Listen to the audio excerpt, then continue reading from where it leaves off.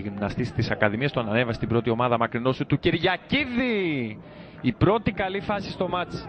Μπάλα περνά όχι πολύ μακριά από το δεξί δοκάρι της εστίας του Κοζίτσκι. Καλυφάσαν καρέ και από εκεί στον Μπαντιμπαγκά. Έπαιξε με τη μία για τον Νίκο Φερνάντες. Μακρινό 1-2. Μπαντιμπαγκά γυρίζει χαμηλά. Πρώτο δοκάρι ο Γιάμπαρης παραχωρεί κόρνερ. Όλη η αεροπορία μπροστά για τον Αστέρα. Εκτελεί ο Φερνάντες. Κεφαλιά έξω. Απαντά ουσιαστικά στην ευκαιρία. Και νομίζω ότι την παίρνει και για τους δύο λόγους ο Λευτέρης Σαββιτζόγλου. Εδώ είναι η προηγούμενη φάση.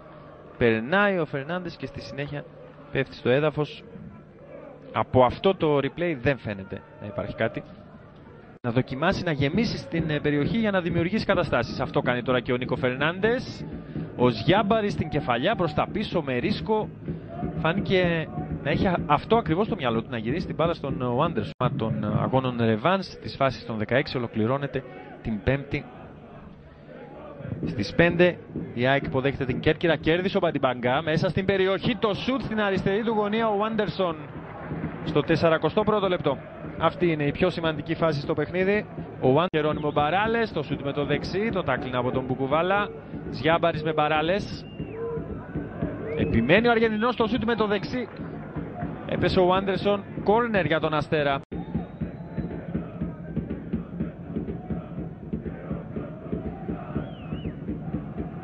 Δείτε εδώ πως βρεθεί στο έδαφος. Ζιάμπαρης και Μπαράλες. Μεταξύ τους 1-1 πριν από 6 βράδια στο Καφτανζόγλιο. Αυτή είναι η φάση, αυτός είναι ο τρόπος τέλος πάντων με τον οποίο βρέθηκαν στο έδαφος λίγο νωρίτερα. Ο Μπαρτολίνη πρέπει να ήταν, διορθώνω, και ο Μπαρά.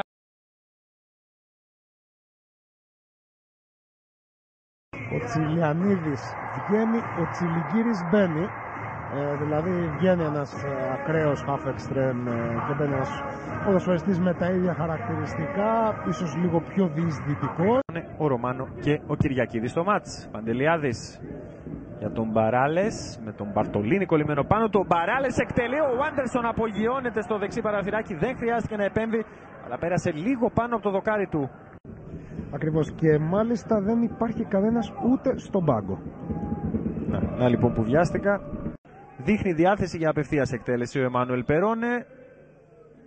Με το δεξί καλό, το γκέλ της μπάλας δεν προβληματίζει τον Κοζίτσκι. Μπορούσαν να γίνουν επικίνδυνοι. Κάνε το λάθος ο Ζησόπουλος. Πέρασε η μπάλα από τον Γκοϊάν. Κατεβάζει ο Περόνε, έχει δει εκτός εστίας τον Κοζίτσκι.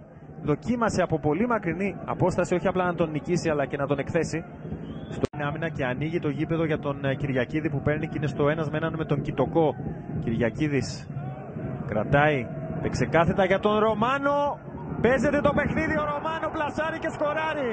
Στο 56ο λεπτό ο Ηρακλής παίρνει προβάδισμα στο σκορ, παίρνει προβάδισμα πρόκρισης στους 8 του κυπέλου. Με τον Διέγκο Ρωμάνο σκοράρει για δεύτερο διαδοχικό παιχνίδι, ήταν να μην κάνει την αρχή. Έτυχε 2 γκολ κόντρα στον Πιερικό. Δεν στάθηκαν αρκετά για να πάρει τη νίκη στην 14η αγωνιστική της Football League ο Ηρακλής. Πετυχαίνει το μοναδικό μέχρι στιγμής γκολ της αναμέτρησης εδώ στο Θεόδωρος Κολοκοτρώνης. Μένει να φανεί αν θα είναι αρκετό για να πάρει πρόκριση ο γυρεός του Νίκου Παπαδόπουλου.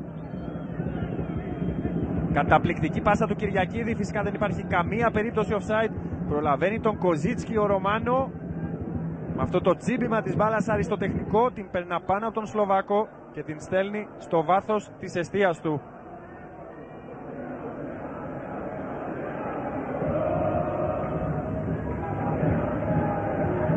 Δεύτερη ομάδα του εν Ελλάδη μετά από την ΑΕΛ τη διετία 2007-2009. Εκτελέστηκε με δύναμη από τον Παντελιάδη, το πλάγιο. Χαμένη ευκαιρία στην πρώτη επαφή με την μπάλα που κάνει στο μάτσο Πάρα. Από το πώς εξελίχθηκε η φάση. Και φυσικά έχουν κάθε λόγο να πανηγυρίζουν και να τραγουδούν με κέφι για την ομάδα τους, με βάση τα όσα βλέπουμε στον αγωνιστικό χώρο να συμβαίνουν οι οπαδοί του Ηρακλή.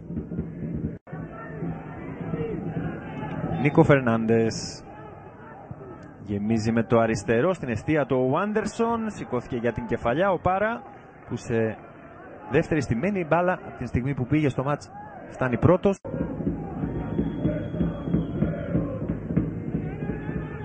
Μπαράλες πήγε στην κεφαλιά, ο Σγιάμπαρης, η κόντρα με τον Πάρα. Η μπάλα έξω στο τελευταίο μάτς της Super League. Απλά έβρεχε περισσότερο, μου θυμίζει ο Αποστόλης Πάνος. Εκτελεί ο Ρόλε, δεύτερο δοκάρι, Σανκαρέ ψηλά. Οι οδηγίες ακολουθήθηκαν κατά γράμμα. Στην εκτέλεση ο Ρωμάνο έχει ακροβολιστεί δεξιά ο Μπουκουβάλας. Σε αυτόν πηγαίνει ο Ρωμάνο. Για κάποιο λόγο τον άφησαν τον Μπουκουβάλα οι παίκτες του Αστέρα. Βγάζει ανενόχλητο στην σέντρα, η κεφαλιά. Μπάλα περνά δίπλα από το δεξί δοκάρι του Κοζίτσκι, που ούτως ή άλλως έχει σταματήσει την φάση για φάουλ του Μπαρτολίνη. Σανκαρέ παλεύει να πάρει καλή θέση, ο Ρολέ εκτελεί, ο Άντερσον βγαίνει και δεν βγαίνει, κεφαλιά από τον Μπαράλες, ο Ζησόπουλος δεν μπορεί, ο Θάνος δείχνει κόρνερ, διαμαρτυρίες για χέρι από τους παίκτες του Αστέρα.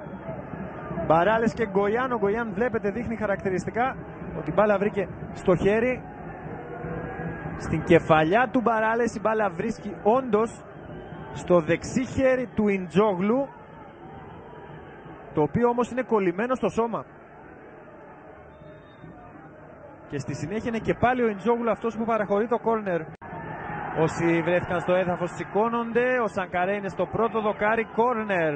Ομηρικές μάχες μέσα στην περιοχή του Άντερσον. Όλος ο κόσμος βρέθηκε στο έδαφος και παραμένει πεσμένος παίκτης του Ηρακλή. Από το γέμισμα του Ρόλε εδώ, ο κακός χαμός. Και στη συνέχεια ο Σανκαρέ συγκρούεται με τον Άντερσον. Είναι πεσμένο στο έδαφος ο Κυριακίδης. Ο Ιντζόγλου ήταν αυτός που έβγαλε την μπάλα έξω. Λογικό, ο Αστέρας πλέον να έχει κοπεί στα δύο. Έχει ανεβάσει πολλούς παίκτες κοντά στην περιοχή του Άντερσον. Πουρτουλίδης, ο Περόνε περιμένει. Δεν βρήκε την μπάλα. Λίγο έλειψε να έχουμε αυτόν τον γκολ από τον Κιτοκό. Μεγάλη χαμένη ευκαιρία για τον Ηρακλή να κάνει το 2-0 και να κλειδώσει την πρόκριση με Περόνε. Και Στάνος δίνει το OK. Ο Ρόλε εκτελεί, μπάλα περνάει και φεύγει έξω. Οι Αρκάδες, τελευταίο σφύριγμα από τον Θάνο. Ο Ηρακλής πανηγυρίζει την πρόκριση στους 8 του Κυπέλου Ελλάδας με νίκη στο Θεόδωρος Κολοκοτρώνης. 1-0 κόντρα στον Αστέρα Τρίπολης. Χάρη στον Διέγκο Ρωμάνο που στο 56ο λεπτό βρήκε δίχτυα, αυτό ακριβώς το γκολ. Υπερασπίστηκε στην συνέχεια ο Ηρακλής. Κράτησε το προβάδισμα, κράτησε την νίκη και πήρε την πρόκριση. Θα επιστρέψουμε για το ρεπορτάζ σε πολύ λίγο. Τους βλέπετε εδώ, εμείς πάμε να δούμε και να ακούσουμε τον αρχιτέκτονα και αυτής της επιτυχίας, τον Νίκο Παπαδόπουλο, που είναι δίπλα στον Αποστόλη Πάνο. Σωστά, coach, ο Ηρακλής μετά από μια πολύ καλή, έχουν εντύπωση, τακτικά εμφάνιση, ψυχωμένη, παίρνει μια πολύ μεγάλη πρόκριση απέναντι σε μια ομάδα που είναι στις κορυφές του Super League. Ναι, είναι πραγματικά αυτό, το ότι είναι μια πολύ καλή ομάδα ο Αστέρας, το έχει δείξει σε όλο το πρωτάθλημα και σήμερα θα έλεγα ότι είχε την κατοχή της μπάλας. Εμείς ξέραμε ότι πρέπει να ήμασταν τακτικά καλά, να κρατούσαμε το 0 στην άμυνα και με την ποιότητα που έχουμε στην επίθεση ότι θα μπορούσαμε να βάλουμε έναν γκολ.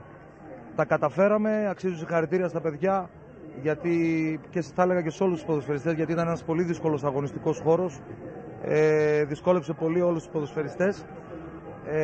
Από εκεί και πέρα για μας είναι πολύ σημαντικό το ότι αντιδράσαμε αμέσως από ένα κακό αποτέλεσμα που είχαμε μέσα στην έδρα μας και με τον τρόπο που ήρθε.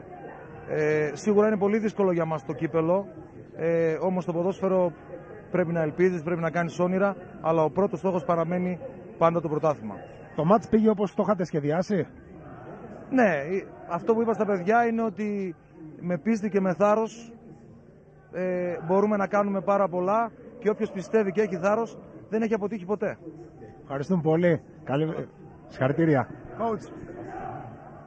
Αυτό ήταν λοιπόν ο Νίκος Παπαδόπουλος. Εσείς βλέπετε ένα εξαιρετικό πλάνο με την χειραψία των δύο προπονητών κοντά στον Αποστόλη Πάνο πλέον, ο Στάικος Βεργέτης. Ακριβώς, έχουμε μαζί μας τον προπονητή του Αστέρα, τον κύριο Στάικο Βεργέτη. Νομίζω πως το χέρι που δώσατε νωρίτερα στον Νίκο τον Παπαδόπουλο τα λέει όλα. Ήσασταν μια ομάδα που θέλατε την πρόκληση, δεν τα καταφέρατε. Τι πιστεύετε ότι έφτεξε και ο Αστέρας δεν βρίσκεται πλέον στους 8 του κυπέλλου?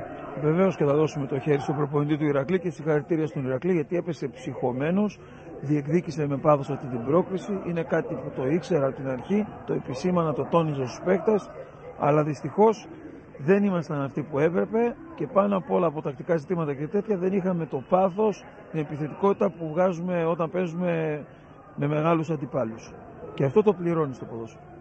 Θεωρείτε δηλαδή ότι οι ποδοσφαιριστές σας είχαν στην άκρη του μυαλού τους ότι ο Ηρακλής είναι μια ομάδα από χαμηλότερη κατηγορία? Όχι, εγώ θεωρώ ότι πρέπει σε κάθε παιχνίδι να τα δίνουμε όλα. Να έχουμε το ίδιο πάθος, την ίδια αποφασιστικότητα, να διεκδικούμε την κάθε μπάλα, λες και είναι η τελευταία του αγώνα.